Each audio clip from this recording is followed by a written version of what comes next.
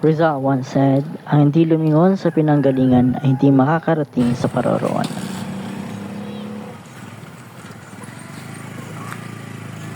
Muna ni ang latest na itsura sa Hiccup area.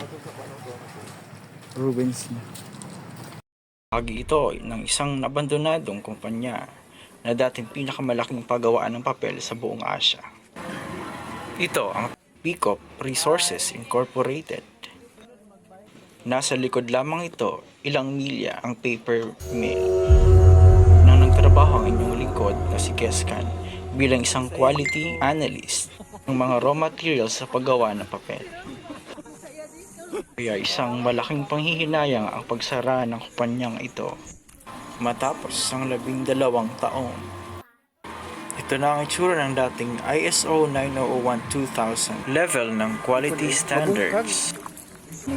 Subalit ngayon, ang mga strukturang ito ay hindi nagagamit sa likod ng kakulangan ng mga quarantine facilities ngayong pandemya.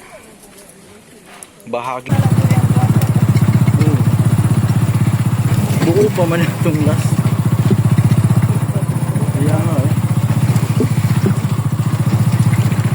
Ruins.